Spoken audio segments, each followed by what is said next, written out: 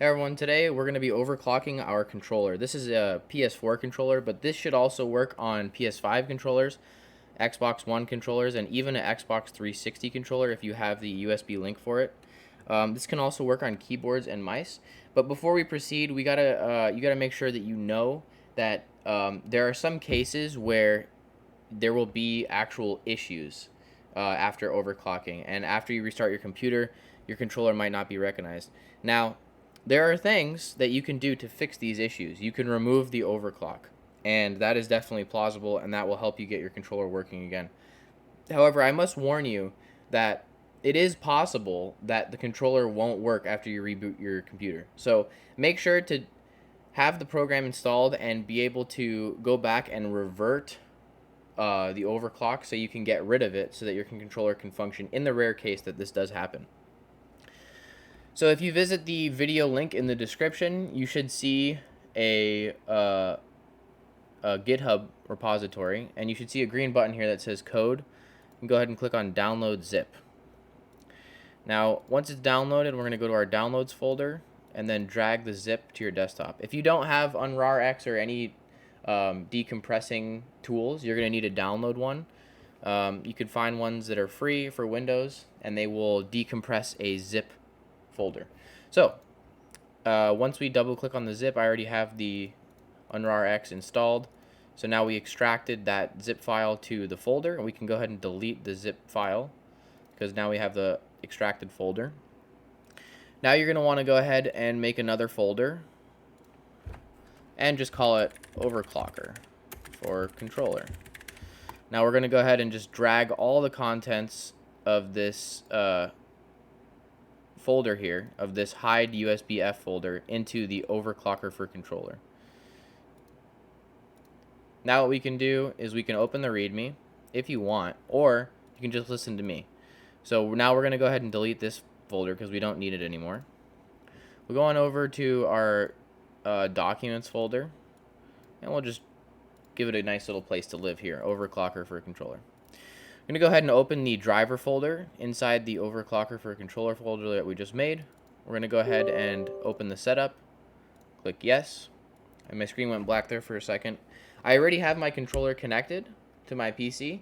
If you don't, you're going to want to have it connected probably before you open the program. You might be able to do it after you open the program, but just make sure you have it connected over USB. It can't be Bluetooth. This overclock only works on USB because the polling rate will be faster and you'll have less input lag. It will be a lot better. Your controller is going to communicate with your PC a lot more after you overclock it. So there's a little drop down menu here. Its default value is mice. We're going to go ahead and click on all so we can find our controller. Now you should see HID compliant game controller. This should be your PS4, PS5, or Xbox controller. The B interval on a PS4 controller should be 5, which is another way to see. And as you can see, the rate is set to 1000. What we're going to do is we're going to click on, we're just going to set that back to default. That's what it's going to be on because this step comes later. We're going to go ahead and click on install service and then click open. And that should install the service to allow this controller to be overclocked. We're now going to go ahead and check the filter on device button. And you're going to want to make sure to do this in this proper order. If you click filter on device first and then click install service, this is not going to work properly. So make sure install service first while your PS4 controller is selected, then click on filter on device, and then go on this drop down and click on 1000. Now what we need to do is we need to disconnect our controller. And once it's disconnected, it should leave the list. And then we're going to go ahead and reconnect it. Now that it's reconnected, you should see the B interval has changed to 1. The USB USB input device is here, and the filter should say yes now instead of no. So what that means is that we have installed a Windows service that adjusts the polling rate of our controller to 1000 rather than its default value, which means that it's going to communicate with the controller 1000 times every second compared to the default value, which is far less on the controller. So now this should help reduce the input lag of the controller significantly. This is something that might benefit benefit you when you're playing a game like Call of Duty. Um, it it might really help you. You never know, because this game is very dependent on fast response times, and it can be important. So, like I said, the controller might not function when you restart your computer. So in the case that happens, you're going to want to go back to where you put this folder. Go ahead and go back into the overclocker and reopen the setup. Go on down to all, find your device. Should say HID compliant game controller. You're gonna uncheck filter on device, and what that will do is that will uninstall the files.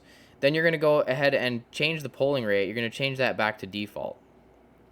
Then you can go ahead and click on restart. And you don't want to click on this one, because this will install the service. This is what started the overclock. So basically, to uninstall it, to fix your controller, you click on this to decheck this, which will uninstall it, and then you change this polling rate back to default. Then you click restart, close this, and then after that, you could probably just uninstall the software if it's not working as intended. So I hope this video helped you out. If it did, leave me a like. If you have any comments or questions, you need help, I'm here to help you out. You can leave a comment in the on the video below, or you can subscribe if it helped you out. Thank you guys very much for watching, and I hope you guys have a great day, and good luck on your game.